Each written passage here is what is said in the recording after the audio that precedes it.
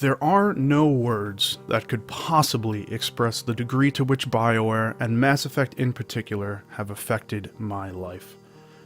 Loading into the Citadel for the first time, that sprawling, atmospheric, intergalactic social hub packed to capacity with radically disparate species, cultures, ideologies, characters, stories, possibilities, it was utterly world-changing.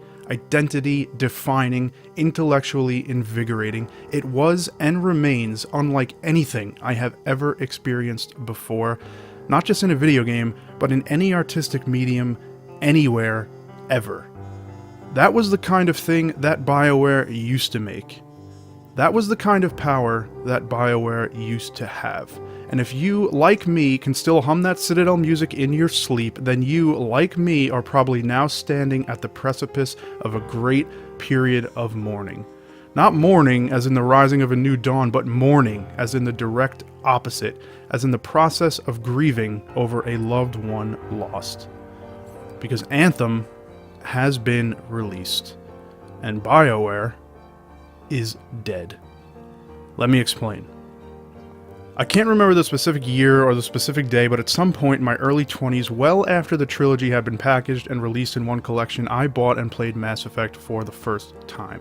It was an immediate obsession, a fixation. I devoured those games in a way that was probably unhealthy, was so hopelessly enthralled by the world, by the story, an eternally profound, unmatched monument to space operas that I started the second game instantly after the credits rolled on the first. Straight to the third when they rolled on the second.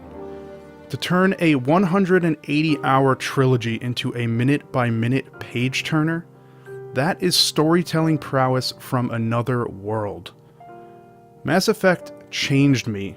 For the first time, I was a fan of a company, not just a game. I was loyal to a developer, not just a product. In other words, Bioware became to me like a favorite musician, author, painter, or creator, and their games, to me, became more than just games.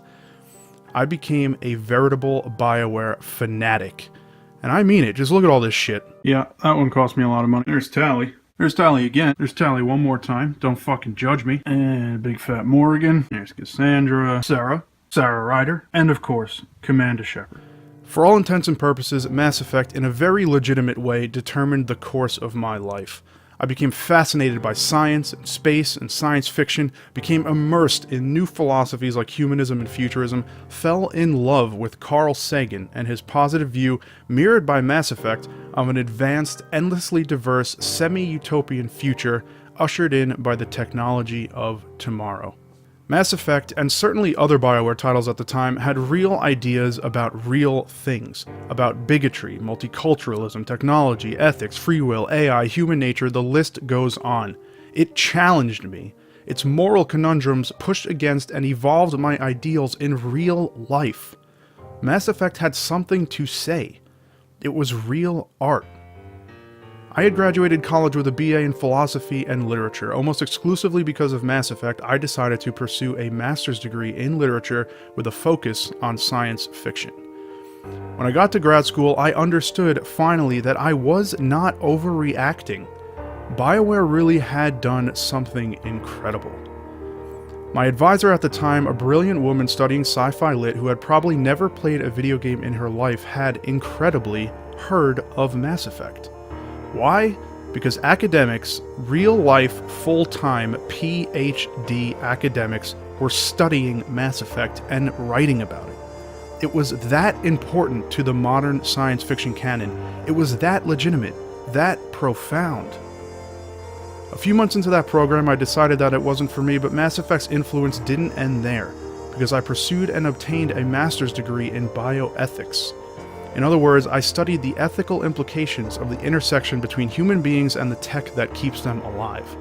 And those things that Mass Effect talked about, those scenarios and futures and dilemmas it imagined and forced the player to reckon with, were and are real.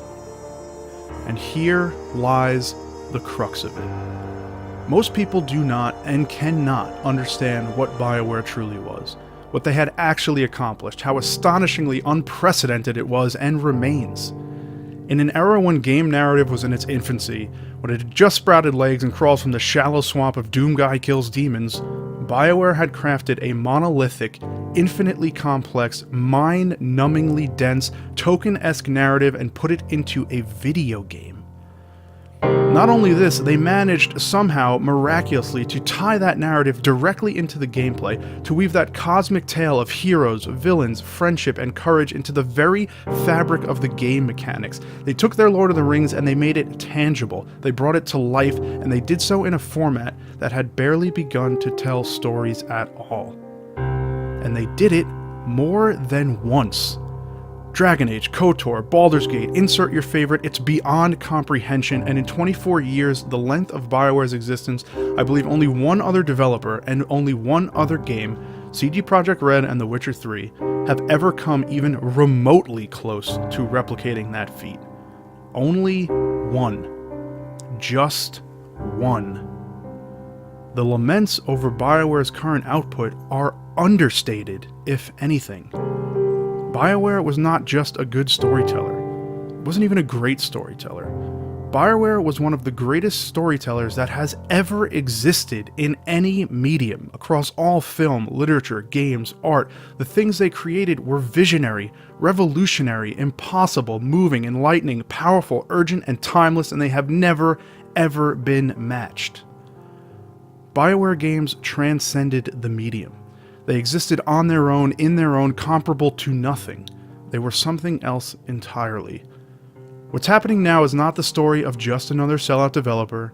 It's not the story of just another EA debacle. What's happening now is an unmitigated disaster, a travesty, an unbearable nightmare.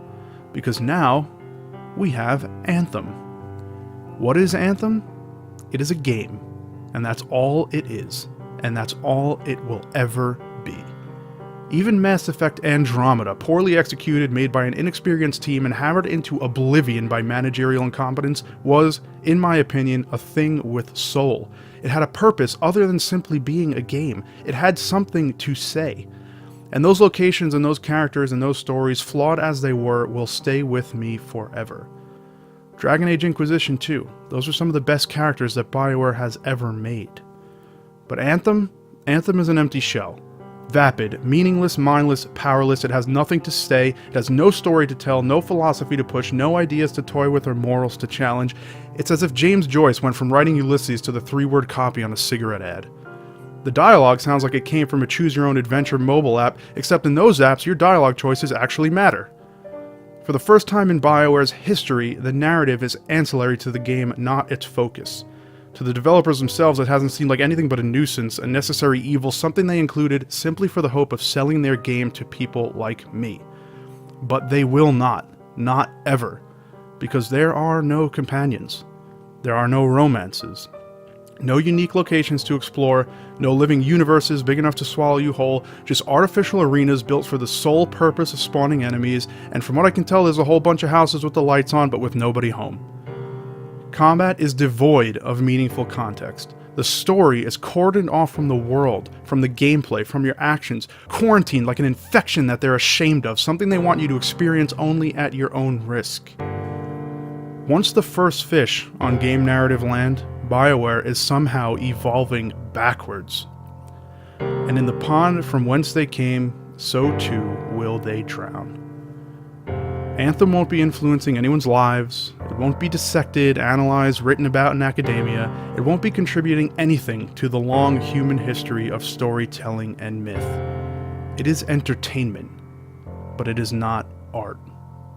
I will not be playing Anthem, for the same reason that I wouldn't string up the corpse of a dead friend and play catch with it. This is one downfall that I simply can't bear to witness. It hits too close to home. Bioware means or meant too much to me, and I simply can't accept the idea that it will never mean that much to me again.